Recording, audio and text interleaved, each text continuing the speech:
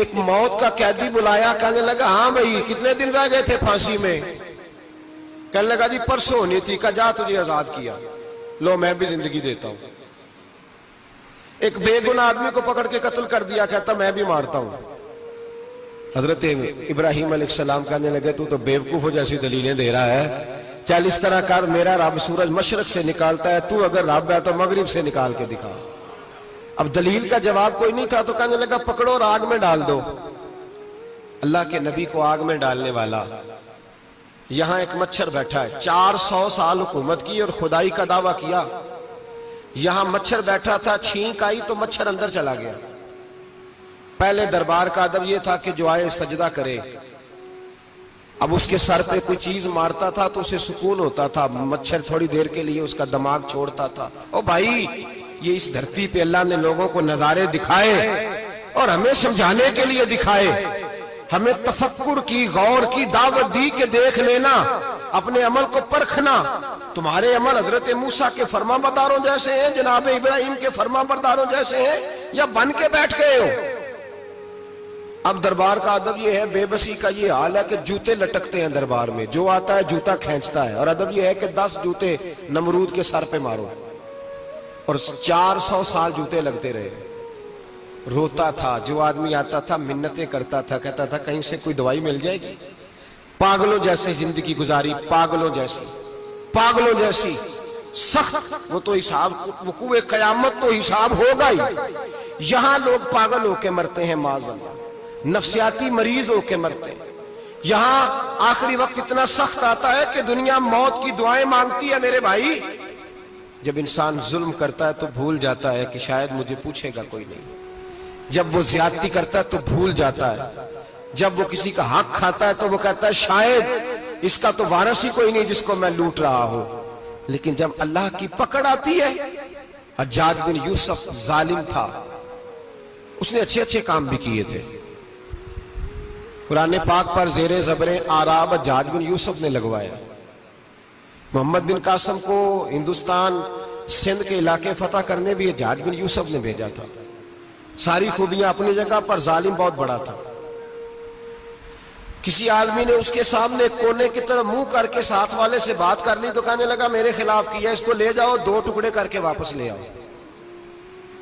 توتی بولتا ہے نا، اقتدار، جب کسی کے ہاتھ اقتدار ہوتا ہے نا، وہ چاہے ایک گھر کا ہی کیوں نہ ہو، وہ 10 بندے فیکٹری میں کام کرتے ہیں اور جو ان کا مالک ہوتا ہے وہ کہتا میں مالک ہوں، مجھے مانو۔ جب تو صاحب اقتدار ہوتا ہے نا، جب تو سسر بن کے بیٹھتا ہے اور کسی غریب گھر کی بہو آتی ہے 2-4 تو کہتا میرا اقتدار ہونا چاہیے، جب میں کھانسنے لگوں تو ہر آدمی کے ہاتھ میں ٹشو پیپر ہونا چاہیے، جب میں بولنے لگوں تو بندھے ہوئے ہاتھوں سے ہر آدمی جی جی کرتا ہوا کھڑا ہونا چاہیے۔ جس آدمی کا، اور یہ کام بہو بھی کرتی ہے کئی دفعہ، وہ بھی کہتی ہے کہ تمہیں پتہ نہیں میں کتنا لمبا چوڑا جہیز لے کے آئی ہوں، جب میں سونے کے لیے اپنے بیڈ روم میں جاؤں تو خبردار بوڑھے بابے کو اجازت نہیں کہ وہ کھانسے۔ اماں کو چاہیے کہ اگر اس کو بڑی سخت پیاس بھی لگی ہے تو میرے سوتے سوتے باورچی خانے میں برتن نہ کھٹکھٹائے۔ جو جہاں بھی جس سٹیج پہ بھی بیٹھتا ہے وہ کہتا ہے کوئی نہیں مجھے پوچھنے والا، میں مطلق العنان ہوں۔ جوان بوڑھوں کا مذاق اڑاتے ہیں، سمجھتے ہیں شاید کبھی بوڑھے ہی نہیں ہونا، مذاق اڑاتے ہیں۔ تندرست لوگ بیماروں کا مذاق اڑاتے ہیں، شاید کبھی بیمار نہیں ہونا۔ حجاج بن یوسف ظالم تھا، ظلم کرتا تھا، زیادتی کرتا تھا۔ حضرت سعید بن جبیر ایک تابعی بزرگ تھے، اتنے بڑے بزرگ تھے کہ ساری رات نماز پڑھتے تھے، سارا سال روزہ رکھتے تھے۔ ایک دن انہوں نے منبر پہ بیٹھ کے کہا کہ حجاج ظلم سے باز آ جائے ورنہ اللہ کی لاٹھی بڑی بے آواز ہے۔ اللہ کی لاٹھی، اس کا کیا مطلب ہوتا ہے؟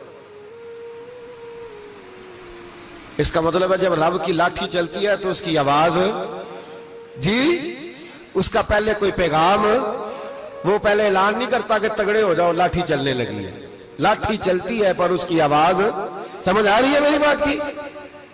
جمعۃ الوداع کے لیے تشریف لانے والے احباب خاص غور فرمائیے گا۔ حجاج بن یوسف کو پتا چلا کہ حضرت سعید بن جبیر نے میرے خلاف بات کی، بلا لیا، کہنے لگا تو نے میرے خلاف بات کی ہے؟ فرمانے لگے کی ہے۔ کہنے لگا تجھے پتا ہے میں قتل کر دوں گا؟ آپ فرمانے لگے نہ تو زندگی کا مالک ہے نہ موت کا مالک ہے، تو کیسے قتل کر؟ کہنے لگا تجھے پتہ ہے میرا؟ فرمایا میں نے تجھے نہیں، میں نے تو کئی شداد، کئی حماد، کئی قارون، کئی فرعون، کئی نمرود دیکھے، کئیوں کی داستانیں سنی، تو کون ہے؟ تو چھوٹا سا ہے۔ ایک جملہ ہے ملا جلال الدین رومی کا، بڑے درویش تھے، ایک بات کہہ گئے، کہنے لگے نمرود جتنے پیسے نہیں، فرعون جتنی حکومت نہیں، قارون جتنی دولت نہیں، ورنہ فرمانے لگے میرے زمانے میں بھی کئی لوگوں کا خدا بننے کو دل کرتا ہے، کئی لوگوں کا دل کرتا ہے، لیکن نمرود جتنے پیسے، فرعون جتنی طاقت اور قارون جتنی دولت نہیں، ورنہ ہو سکتا ہے لوگ دعویٰ کر جائیں معاذ اللہ ثم معاذ اللہ۔ یہ آج سے کئی سو سال پہلے وہ کہہ رہے ہیں، آج تو حالات بڑے ابتر ہیں، اس کی نسبت خطرناک۔ فرمانے لگے حضرت سعید بن جبیر تو زندگی موت کا مالک نہیں۔ کہنے لگا پکڑو، قتل کرو اسے، لے جاؤ۔ جب پکڑ کر کھینچ کر لے جا رہے تھے نا، تو حضرت سعید بن جبیر مسکرانے لگے۔ اب ظالم کے سامنے مسکرائے تو اس کو بڑا غصہ آیا، یہ میرا مذاق اڑاتا ہے؟ بلا لیا، ادھر آؤ، کیوں مسکرا رہے ہو، کیا ہوا؟ تو حضرت سعید بن جبیر کہنے لگے میں مسکرا رہا ہوں تیری بیوقوفی پر اور اپنے اللہ کی دی ہوئی ڈھیل پر۔ میں مسکرا رہا ہوں کہ یا اللہ کیا بات ہے، کیا تیرا شان ہے، کیسے لوگوں کو ڈھیل دی ہوئی ہے۔ میں مسکرا رہا ہوں تیری بیوقوفی پر کہ تو سمجھتا ہے شاید مجھے پوچھنے والا کوئی نہیں۔ کہنے لگا اس کو باہر نہ لے جاؤ، میرے سامنے قتل کرو۔ ٹھیک ہے جی، قتل کرنے لگے تو حضرت سعید بن جبیر نے منہ کعبے کی جانب کر لیا۔ انی وجہت وجہی للذی فطر السماوات والارض حنیفا وما انا من المشرکین۔ جب آپ نے یہ آیتیں پڑھی نا کہ میں نے منہ کر لیا ہے اپنے رب کی جانب، کرو مجھے قتل، کہنے لگا نہیں نہیں، اس کا منہ پھیرو، کعبے کی طرف ہو کے قتل نہ ہو، ہے ظالم پر پاگل ہو گیا ہے۔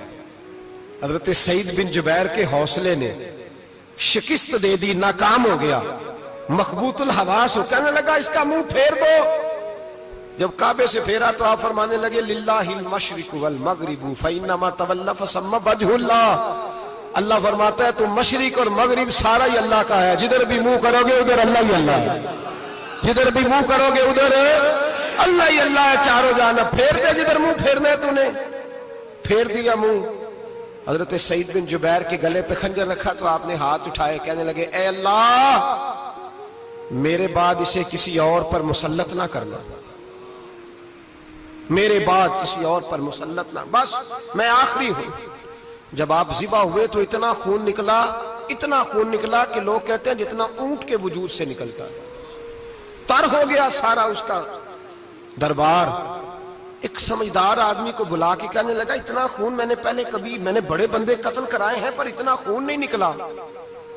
تو وہ کہنے لگے لوگ مر جاتے، مرتے وقت ڈر جاتے ہیں، سہم جاتے ہیں، خون سکڑ جاتا ہے، لگتا ہے یہ شخص جب دنیا سے گیا ہے تو ڈٹ کے گیا ہے، یہ ڈٹ کے گیا ہے دنیا سے۔ حجاج بن یوسف رات کو سویا تو تڑپ کے اٹھا، کیا ہوا؟ گھر والے کہنے لگے کیا ہوا؟ کہنے لگے سعید بن جبیر خواب میں آئے اور کہتے ہیں اٹھ مجھے بتا تو نے مجھے کیوں قتل کیا، بتا کیوں مارا؟ اگلی رات پھر سویا تو وہی خواب، پھر سویا تو وہی خواب۔ گناہ نفسیاتی مریض بنا دیتا ہے، ظلم تجھے مخبوط الحواس کر دیتا ہے۔ جب تو زیادتی کرتا ہے تو اللہ فرماتے ہیں کہ تو اللہ کو بھولتا ہے، اللہ تجھے اپنا آپ بھلا دیتا ہے، پھر تو بھول جاتا ہے، پھر تو سیدھے رستے پہ چلتا ہے پر بھٹک جاتا ہے، پھر تو صحیح رستوں کا تعین کر کے بھی گمراہ ہوتا ہے، پھر تو روز وہی گاڑی چلاتا ہے پر اب جب تو بریک لگاتا ہے تو نہیں لگتی۔ جب گناہوں کے ساتھ تو مخبوط الحواس ہوتا ہے تو روز وہ کاروبار کرتا ہے، لیکن جب تیرے گناہ تجھے گھیر لیتے ہیں پھر اسی کاروبار میں تو نقصان اٹھاتا ہے۔ حجاج بن یوسف تڑپتا ہے، روتا ہے، یہاں تک کہ بیمار ہو گیا، پیٹ میں درد ہوتی ہے، پتہ نہیں کیا ہوا، تکلیف ہوتی ہے، پتہ نہیں، سارے حکیم، طبیب، ڈاکٹر، کوئی نہ سمجھ سکا کہ بیماری کیا ہے۔ جو بیماریاں خدائی ہوتی ہیں ان کا لوگوں کو پتا، جو آزمائشیں رب کی جانب سے ہوتی ہیں وہ ڈاکٹروں کے ہتھے نہیں چڑھتی، جو تکلیفیں اللہ دیتا ہے ان کا حکیم طبیب علاج نہیں کر پاتے، مشکل، اور شفا اسی وقت ہوتی ہے جب اللہ دینا چاہے۔ اور جب رب ہی دینا نہ چاہے تو بڑے بڑے ڈاکٹر کہتے ہیں کہ ہمارے بس کی بات نہیں رہی. بغداد سے حکیم آئے, پیٹ دیکھا, کہنے لگے نہ تیرے معدے میں کوئی دقت ہے, نہ تیرے جگر میں, نہ کسی اور جگہ, ماجرا کیا ہے؟ ایک آخری علاج ہے, آخری. وہ کیا؟ گوشت کا چھوٹا سا ٹکڑا دھاگے کے ساتھ باندھ کے منہ میں ڈالا, اور پھر ایک باریک سا تنکا لے کے اس کو اندر ڈالنے لگے گلے میں. وہ گوشت کا ٹکڑا جب حلق کے اندر اتر گیا, اس حکیم نے واپس کھینچا تو کیسے ایسی بدبو آئی جیسی کبھی سونگی نہ تھی. جانور, کیڑے مکوڑے لگے ہوئے باہر نکلے, اور جب دیکھا تو جتنے محل میں لوگ بیٹھے تھے چلاتے ہوئے نکل گئے کہ یہ کیا مصیبتیں ہیں. حکیم بھی اٹھ کے دوڑنے لگا. کہا تجھے کیا ہوا؟ کہنے لگے حجاج تیری بیماری زمینی نہیں, تیری مصیبت زمینی نہیں.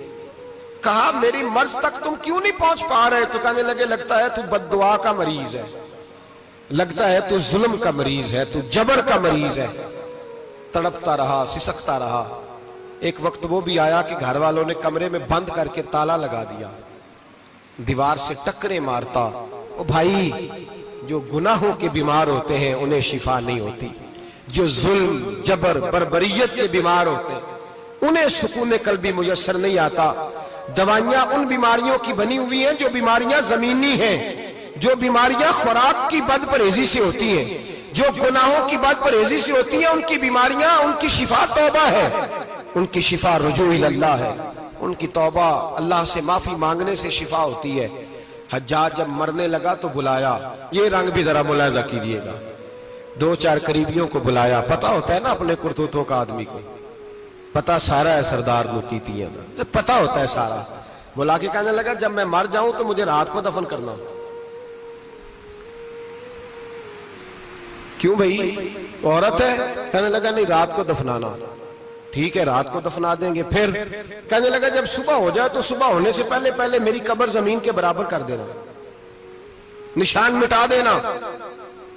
کا وجہ تو کلمہ پڑھتا ہے اور حضور کا حکم ہے کہ قبر کم از کم ایک بالش, ایک گیٹ اونچی ہونی چاہیے زمین سے کم از کم,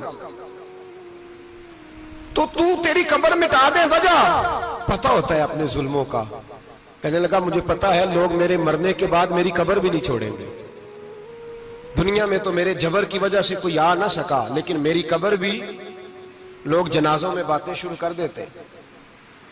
جنازوں میں نے ایسی بھی داستانیں سنی ہیں کہ کوئی مرا تو لوگ جوتوں کا ہار قبر پہ ڈال آئے. نہیں بھائی, تو جب زندہ تھا تو تیرے جبر ظلم کی وجہ سے نہیں کو بول سکا. ایک تو ہے قیامت میں حساب ہوگا, یہاں دنیا میں حساب ہونے لگتا. اتنی لمبی زبانیں لوگوں کی لٹک کر مرتے وقت باہر نکل آتی ہیں. دعا کریں, جمعہ ہے, اللہ تعالیٰ ایمان کی موت عطا فرمائے. دعا فرمائے رب تعالیٰ, اللہ تبارک و تعالیٰ توبہ کر کے جانے کی توفیق عطا فرمائے. جاگے جاگے اور سنے اور دعا کرے, اے اللہ تو ہمیں ظلم سے ویسے ہی محفوظ فرما. اگر ہم زیادتی کرنے لگے تو اے اللہ ہمیں اس سے منع فرما, ہمیں اس سے تو یہ توفیق دے کہ ہم باز آ جائیں اس گناہ سے. میرے بھائی, ایک تو دنیا میں سزا ہے, پھر قیامت کی سزا ہے, اور وہ زیادہ سخت ہے, وہ زیادہ سخت ہے.